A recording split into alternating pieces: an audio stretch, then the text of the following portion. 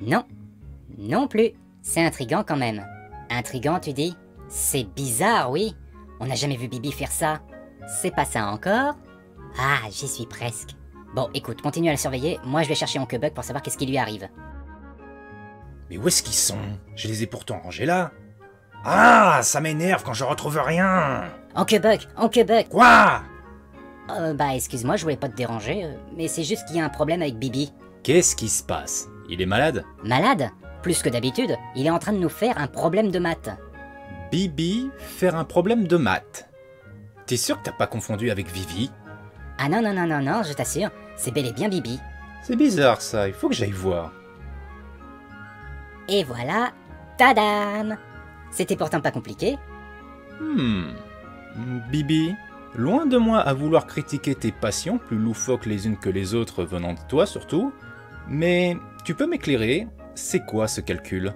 Oh ça, j'étais juste curieux à savoir qu'est-ce qui faisait un grand méchant. Et la réponse était pourtant simple. Vilain plus pas beau égale grand méchant. Ouais, y a de l'idée de base, hein, il faut le reconnaître, mais je crois qu'il te manque pas mal d'éléments dans ton équation. Bon, ça c'est fait, je retourne rechercher les remakes Disney. Eh, j'y pense, t'en connais plein d'autres des méchants. Attends-moi. Oh non. Non mais il peut pas faire ça à quelqu'un d'autre. Ah, faire un top sur mes méchants préférés, histoire de te donner d'autres éléments pour ton équation. Ouais, y a de l'idée. Ok, je vais bien faire ça. Allez, rejoignons les autres dans le bureau. Ah, super. Et salut tout le monde, c'est l'Oncle Buck, j'espère que vous allez bien, et comme vous avez pu le comprendre dans l'intro, on va faire un top sur mes méchants préférés, toutes fictions confondues. Alors sans doute que les tops ça ne vous emballe pas trop, mais peut-être que je vais vous faire découvrir des méchants, voire même des fictions que vous ne connaissiez absolument pas. Par contre, je vous préviens, je vais devoir spoiler pas mal d'éléments concernant ces méchants, ainsi que leur univers auquel ils appartiennent. Donc je vous invite à aller découvrir ces fameuses fictions au moment où j'énoncerai un méchant. Cela dit, avant de commencer, je vais me fixer une règle, à savoir un seul méchant Disney dans ce top. Parce que sinon, les méchants Disney seront trop envahissants et j'ai envie un peu plus de me diversifier. C'est regrettable. Oh, mais il faut pas t'en faire, t'inquiète pas, je parlerai plus de toi dans la vidéo des remakes Disney. Quelle attrayante nouvelle. Voilà, maintenant, sors de chez moi, parce que c'est parti, c'est l'heure du top de mes méchants préférés. Première partie. Comment ça, première partie?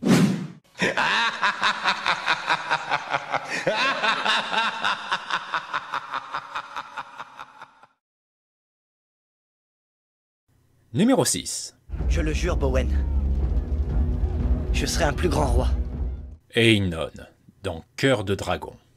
Vous avez peut-être déjà vu, voire même entendu parler de Cœur de Dragon, un film qui a marqué beaucoup de gens durant les années 90. Que cela soit par sa superbe histoire d'amitié, une des plus émouvantes qu'on ait fait au cinéma, l'un des meilleurs dragons qu'on ait vu sur grand écran, joué par le tout premier James Bond, il faut pas déconner. Hello. Et sans oublier son méchant principal, Einon, interprété dans le film par l'excellent David Twellis, acteur que vous connaissez sans doute pour avoir joué l'un des meilleurs professeurs de défense contre les forces du mal à l'école Poudlard, dans une saga très célèbre. Mangez, ça vous fera du bien. Ouais, ça doit vous faire un choc. Sans doute parce que le fait qu'il ne porte pas de moustache. Is this the part where one of us faints? Oh, I am so honored, dude. Prince de l'île de Bretagne, Einon est destiné à prendre la place de son père, un roi tyrannique. Et beaucoup de ses proches plaçaient énormément d'espoir en lui, afin qu'il refasse prospérer le royaume comme l'avait fait le grand roi Arthur. Aidé dans cela par sa douce mère et également par Bowen, son mentor, un chevalier sans terre suivant les préceptes de l'ancien code des chevaliers de la table ronde. Son épée défend les démunis, son bras protège les faibles, sa bouche méprise le mensonge. Du coup, avec l'amour d'une mère bienveillante et l'enseignement d'un mentor qui est un noble chevalier, il n'y avait aucune crainte à espérer que Einon devienne un méchant roi. Ah oui, sauf si bien entendu il n'y avait pas eu cet événement. Se retrouvant avec le cœur percé, Einon fut amené devant un puissant dragon. La noble créature sauva le jeune prince en partageant avec lui son propre cœur, lui conférant au passage l'immortalité. Au grand malheur de tous, une fois remis de sa blessure, Einon devient un roi cruel, presque aussi tyrannique que l'était son père, d'après les dires des personnages du film. Parce que, en plus de maltraiter la population en leur donnant de plus en plus de besogne et en augmentant les taxes, Doubler les taxes! Tripler les taxes! Einon a développé un plaisir sadique à faire souffrir les malheureux qui croisent son chemin, aussi bien physiquement Brûler l'insolence qui lui enlaidit les yeux. qu'émotionnellement, notamment quand il retrouve Bowen des années plus tard après leur séparation, où il lui avoue une terrible vérité, avec des mots qui font extrêmement mal à un noble chevalier qui suit un code d'honneur. À terre, Bowen! Tu es le dernier vestige d'un monde à bout de souffle et d'idéaux morts! L'héritage d'une ancienne génération qu'elle lègue à un prince de la nouvelle génération afin qu'il construise un futur meilleur, pour au final aboutir à ce résultat. Tu as dit les mots! Tu as prêté serment! J'ai vomi ce serment parce qu'il était trop lourd à mon estomac! Parce que je savais que c'était ce que tu voulais entendre! Et ne croyez pas que sa cruauté ne se limite qu'à des paysans et à son ancien mentor. Oh que non, d'autres vont souffrir à cause de lui.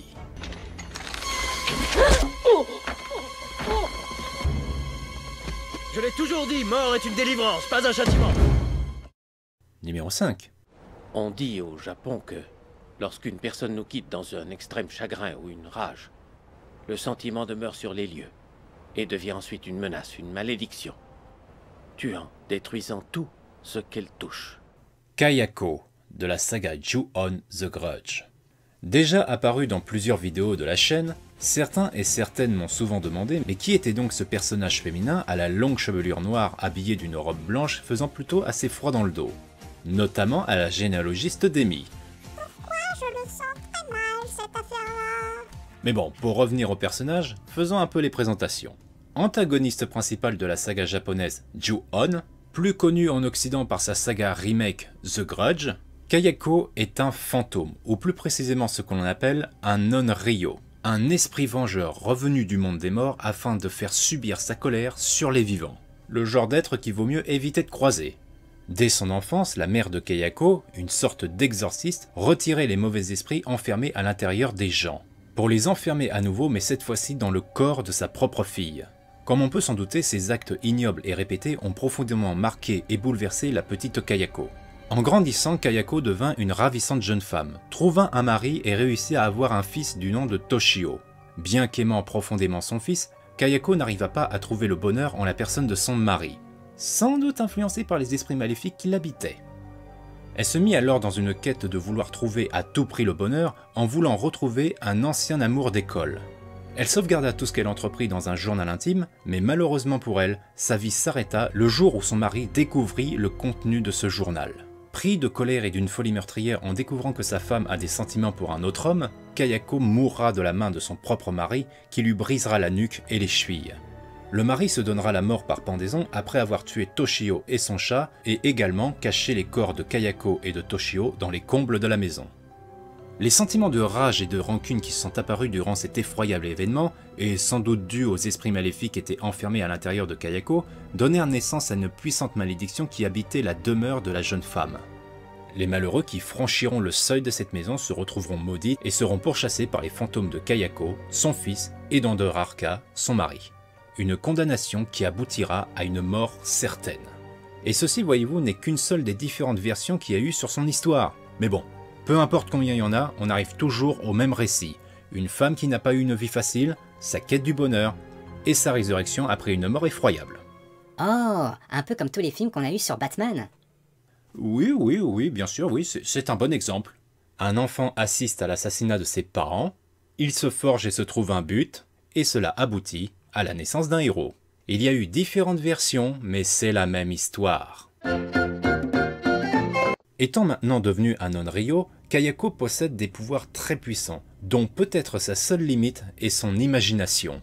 Tout en gardant une certaine forme de personnalité, vu qu'elle peut prendre plus de temps à tuer une victime que d'autres.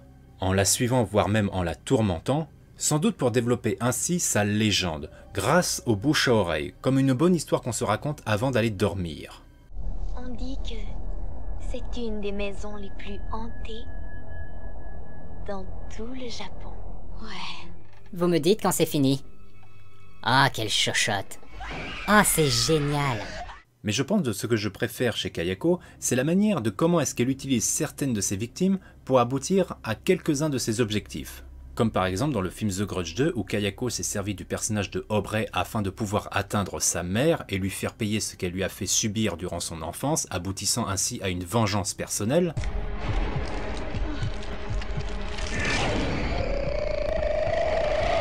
Kayako remerciera Aubrey d'une drôle de façon, vu qu'elle a eu le temps de sonder la jeune fille, en remarquant que Aubrey a eu une enfance triste et une mère qui ne l'a jamais aimée.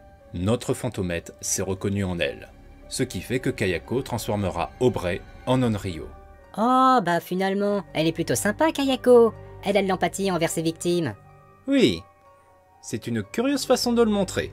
Mais c'est encore plus horrible dans Ju-On The Grudge 2, où Kayako arrive à retourner dans le monde des vivants grâce au fait qu'elle s'est implantée dans le fœtus d'une femme du nom de Kyoko, mais des années après sa naissance, elle tue sa mère, entre guillemets, montrant qu'elle a toujours une rancune tenace envers les vivants, malgré le fait qu'elle ait réussi à réintégrer leur monde et à retrouver une apparence juvénile pour ainsi recommencer sa vie.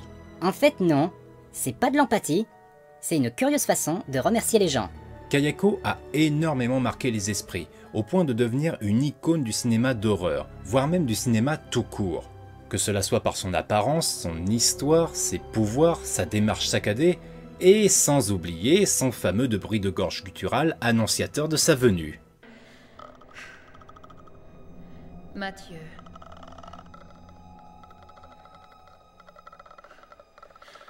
Mathieu, je t'en prie, arrête. Je crois que je viens de trouver ma nouvelle sonnerie de portable. Même moi, elle m'a marqué l'esprit au début des années 2000, au point que j'en ai imaginé un crossover où elle affrontait Lara Croft en personne. Oui bon ça va, me regardez pas comme ça, c'était vraiment la période où j'imaginais des crossovers de tout et n'importe quoi, que cela soit Lara Croft qui affrontait Dracula, ou tout simplement Batman qui affrontait les Gargoyles.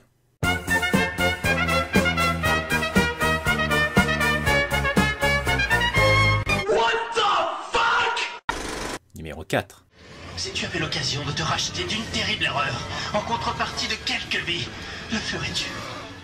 Nox, dans Wakfu. Si au cas où vous ne le saviez pas, je suis un grand fan de la série Wakfu, une série française. Coin coin. Non, ça fait cocorico, Bibi. Oups. Et Nox est un méchant qui a bataillé sa place dans ce top avec un autre méchant de la même série, Au Repos. Un méchant très sous-estimé, je trouve. Sauf qu'il me faudrait toute une vidéo entière pour expliquer en quoi ce méchant est excellent. Donc du coup, c'est Nox qui a gagné la place par gain de temps. Et le temps, ça il connaît. Dans l'univers de Wakfu, Nox est un Xelor, un magicien ayant un pouvoir sur le temps. Bon, attention hein, quand je dis ça, il ne faut pas s'imaginer qu'il peut voyager dans le temps à la façon de la DeLorean dans Retour vers le futur. Antagoniste principal de la saison 1 de Wakfu, Nox a marqué l'esprit des fans. Que cela soit par ses capacités, sa manière de s'exprimer. Oh mais, ce gamin, il dégage une énergie incroyable. Oh, c'est impossible, aucun humain ne possède autant de Wakfu. Son rire très particulier. La plus grande source de Wakfu que le monde puisse connaître. Sans oublier son histoire. Marie est père de famille aimable, du nom de Noximilien, un horloger doublé d'un inventeur. Il trouvera, lors d'une journée totalement banale, un drôle d'objet en forme de cube. Fasciné par cet objet qui possède et accumule de l'énergie, Noximilien y consacrera beaucoup de son temps à faire des recherches sur ce cube au point d'en oublier tout sens des réalités. Se sentant délaissé et ne reconnaissant plus du tout son mari, sa femme partira avec ses enfants chez une proche. Malheureusement, Noximilien a appris quelque temps après que toute sa famille a péri lors d'une catastrophe. Et cette nouvelle le fera chuter définitivement dans la folie. Mes enfants m'appelaient papa. Ma femme m'appelait Milien. Désormais, le monde apprendra à me connaître sous le nom de...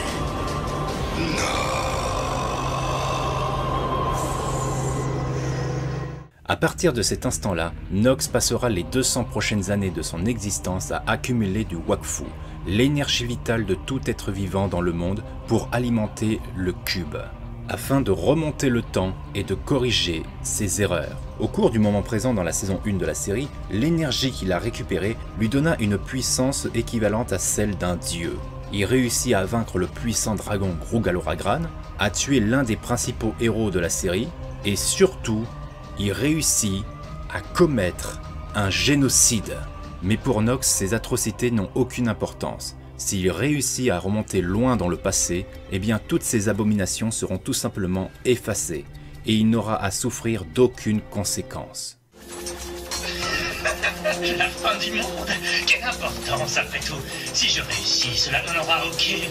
Mais malheureusement pour lui, sa quête se soldera par un échec. Il ne réussira pas à remonter 200 ans dans le passé, mais seulement 20 minutes dans le passé.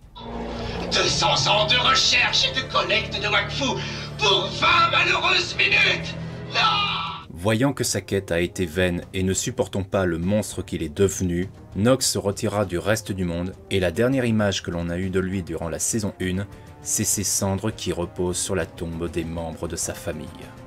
La tragique histoire de Nox est vraiment très émouvante et apporte beaucoup de questions d'ordre moral, dont ma préférée est « Si cela part d'une bonne intention, est-ce suffisant pour justifier un acte atroce ?» Pauvre cinglé, qu'est-ce que tu fiches ici? Pourquoi m'avoir soigné? Je ne sais pas exactement. Pour que quelqu'un sache que je suis désolé de ce que je vais faire au monde. Numéro 3. Mais attends, John, on ne doit pas affronter un esprit. Esprit, tu dis? Moi, je veux bien. Mais homme, animal ou esprit, je me fiche que ce soit Belzébuth lui-même. Je vais chercher ce trésor! John Silver, de l'île au trésor. J'aime beaucoup le personnage de John Silver, ainsi que ses différentes versions. Sauf cette merde. Mais bon, parmi toutes les versions qui existent, laquelle je préfère de John Silver? J'imagine qu'on exclut aussi la version du bouquin. Oui, cela va de soi. La version de la planète au trésor. Ah, je l'aime beaucoup, mais non. La version de Robert Newton dans le film de 1950. Non, bien qu'elle soit excellente. Ah bah moi je n'ai plus d'idée. Non, je ne vois plus. Non, moi non plus. Ça serait pas la version de Charlton Heston? Oui! Du téléfilm de 1990. Alors je vous prie de m'excuser pour la qualité des images que vous allez avoir. C'est une version de ma vieille VHS que je vais vous montrer. Mais je vais essayer de faire de mon mieux pour que l'image ne soit pas trop dégueulasse. On a encore du mal un peu à considérer John Silver comme un véritable méchant. Et c'est compréhensible.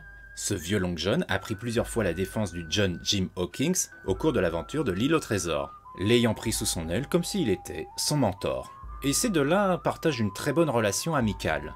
Jim Hawkins voit en Silver une figure paternelle, et Silver se revoit dans le jeune Jim, le jeune aventurier qu'il a été au même âge que ce dernier.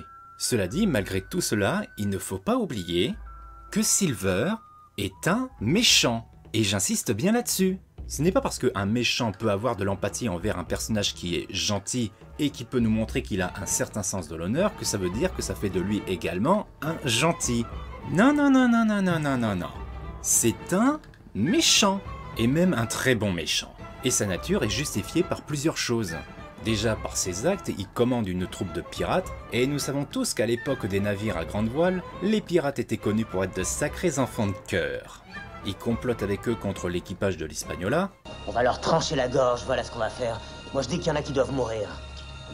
Israël a raison, garçon. Les morts ne racontent pas leur vie.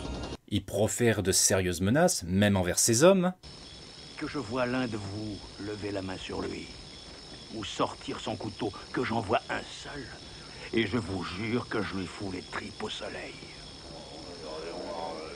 Il sait retourner une situation à son avantage, ce qui est très pratique pour lui pour mieux survivre dans un monde de brutes dans lequel il vit.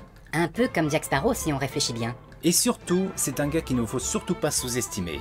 Pour un infirme au combat, il se bat plutôt bien, sabre à la main. Cette fois, George, je crois que je t'ai réglé ton compte. Et même en ce qui concerne sa personnalité, il est dangereux. On ne sait pas ce qu'il a derrière la tête. Quel tour va-t-il nous jouer? Il installe le doute chez ses ennemis, comme chez ses alliés. Va-t-il vraiment nous aider ou nous tirer une balle dans le dos? Que cherche-t-il vraiment? La rédemption ou l'appât du gain? Il faut vraiment être naïf pour croire qu'on puisse faire confiance à quelqu'un d'aussi cultivé et qui appartient à un univers tout aussi chaotique et dangereux que celui des pirates. Alors maintenant, tu vas maintenir ton cap et donner à ton vieux camarade le temps de s'éloigner et j'oublierai tout ce que tu m'as fait lorsqu'on était sur l'île. Oui, oui, capitaine. Toujours aussi sûr de vous qu'on puisse faire confiance à un tel pirate après cela?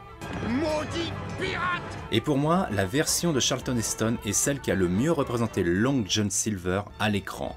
Charismatique, attachant, attentionné, assez marrant par moments, menaçant et dangereux. Tu veux qu'on rajoute encore quelque chose ou c'est tout? C'est mon dernier mot, mille tonnerres. Si vous refusez ça, vous ne recevrez plus de moi que des balles de mousquet. Maudit pirate. Numéro 2. On ne me voit jamais, pourtant je suis partout. Dans chaque pensée, dans chaque être, j'insuffle ma haine. Ouais, bah ça va, j'ai pigé, vous êtes le diable, on ne va pas passer la nuit là-dessus.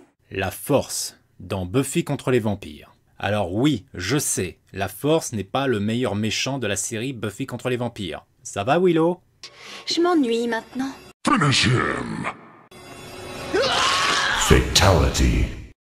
Et bon appétit. Dieu, mais qu'est-ce que tu as fait? Une bonne chose de faite.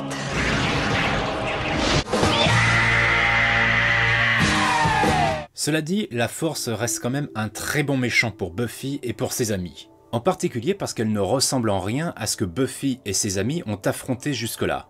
Ce n'est ni un vampire, ni un démon, voire même une déesse. Non, elle n'est rien de tout cela. Elle est au-dessus de tout cela. On peut la décrire comme une entité, immatérielle ne pouvant pas agir physiquement avec son environnement, et pouvant prendre l'apparence de personnes défuntes pour communiquer avec des gens. Moi, je suis plus que ça, bien plus que ça. Je suis plus que de la chair. Plus que du sang. Je crois qu'il n'y a aucun mot du vocabulaire humain assez fabuleux pour me décrire. Oh, mon nom sera sur toutes les lèvres, à condition qu'on ne les ait pas arrachées. Mais surtout ce qui est à retenir avec la Force dans l'univers de Buffy contre les vampires, c'est que ce n'est pas un quelconque mal que nos héros vont devoir affronter, non. C'est celle qui a créé le mal, qui était sans aucun doute là lors de la création de toute chose et qui continuera à exister jusqu'à la fin des temps. Je ne suis pas un démon, petite fille, je suis au-delà même de ce que tu peux concevoir. La force initiale, au-delà du péché et de la mort, le mal absolu. Même les forces de l'ombre me craignent. Étant un être immatériel, la Force use d'autres moyens pour agir contre Buffy et ses amis. Pouvant prendre l'apparence de personnes défuntes, c'est l'idéal pour perturber les pensées et saper le moral de nos héros, comme les faire culpabiliser pour les pousser au suicide. Qu'est-ce que tu as fait, Chloé? Moi, rien. On a passé la nuit à discuter. Enfin, c'est surtout moi qui ai parlé. Mais Chloé, non, je veux dire, était très à l'écoute des gens. Jusqu'à ce qu'elle se pende. Donner des informations à nos héros afin de les diviser pour mieux régner, voire même de leur faire admettre qu'ils affrontent un ennemi impossible à arrêter. Je n'en épargnerai aucune. Tant de filles vont mourir. Sans oublier que la Force peut compter sur ses fidèles qui lui vouent un culte pour qu'ils aillent affronter directement Buffy et ses alliés. Quand nos armées auront gagné, quand nous posséderons enfin ce monde, je serai capable d'entrer dans le corps de chaque femme, de chaque homme et chaque enfant sur cette terre, comme je le fais avec toi. Essayez-vous de me rendre jaloux? J'essaie de faire de toi un dieu. Waouh! Mais dis-moi, face à ce genre d'ennemi, est-ce qu'il y a un moyen de le combattre? Oui, et tout dépend d'un choix. Soit s'avouer vaincu et attendre que l'apocalypse vienne frapper à ta porte. Oh, et moi qui trouvais que les courtiers d'assurance étaient trop envahissants. Ou soit se relever et faire face. J'ignore ce qui nous attend après. Mais je sais que ça ressemblera à ça. Douloureux et pénible. Mais au bout du compte, c'est nous qui gagnerons. Et vous laisserez-vous influencer par le mal absolu? Auriez-vous le courage de l'affronter? Je vais arriver. Et vous mourrez. Toutes vos petites manigances, c'est bientôt fini. C'était PM. Et le numéro 1 est...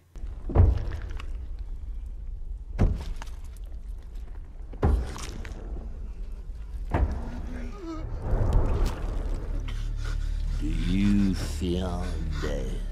Davy Jones, dans la saga Pirates des Caraïbes.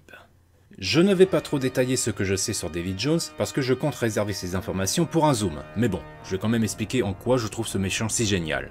Méchant le plus charismatique et réussi de la saga Pirates des Caraïbes, ayant une histoire des plus tragiques qui a fait de lui l'être à l'apparence horrible qu'il est devenu. David Jones a marqué les esprits et peut être sans problème désigné comme étant le Dark Vador de Disney. Marquant par les légendes qui parlent de lui. Vous connaissez sûrement David Jones. Dis-moi, est-ce qu'on t'a parlé de David Jones? Les marins sont tellement superstitieux dans cet univers qu'ils espèrent ne jamais tomber sur lui comme s'il s'agissait d'une atrocité. Il est cruel, même envers son équipage, il est cruel parce que... Quand tu prêtes serment au Hollandais volant, t'en ressors pas. Il vous donne l'impression de vouloir vous faire éviter le jugement dernier, mais la solution qu'il vous propose en contrepartie est pire. La souffrance éternelle. Partie de l'équipage, partie du navire. Dites-lui que c'est trop tard. Je fais déjà partie du navire. Et de l'équipage. Même envers ses ennemis, il est cruel, au point qu'il se délecte de les faire souffrir, de la pire manière possible.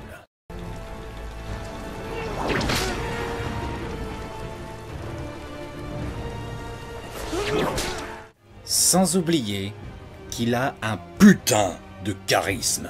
Let no joyful voice be heard. Let no man look up at the sky with hope. And let this day be cursed by we who ready to wait. The Kraken!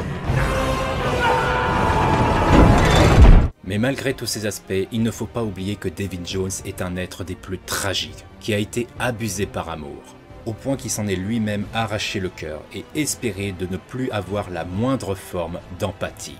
Il s'est élevé au-dessus de tout le monde au point d'être considéré comme un dieu, faisant connaître son courroux à tous les malheureux qui croisaient sa route. Grâce à la puissance de son navire le Hollandais volant et à la dangerosité de son Kraken. Pour que, au final, dans le troisième et meilleur film de son univers, David Jones finisse par être abusé et utilisé par des êtres qu'il considérait comme inférieurs à lui.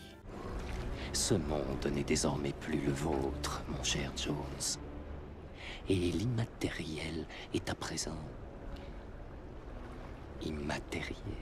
Et quand la possibilité pour lui d'être libre lui est offerte, David Jones finit par mourir, aveuglé par l'amour envers la déesse Calypso qu'il a toujours aimée. Calypso. Et se berçant d'illusions également en pensant que Calypso n'était pas au courant que c'était à lui qu'elle devait le fait qu'elle avait souffert, privée de sa liberté. Who was it that betrayed you? Name him! David Jones. David Jones termina son voyage en mourant et sombrant au fond des abysses, voire même au-delà du trépas, en souffrant éternellement par celle qui a été tout pour lui. C'est... limite poétique comme histoire. Non, ça l'est. David Jones, mon méchant préféré, toute fiction confondue, et qui plus est, et sans aucun doute, le meilleur méchant que Disney ait jamais créé.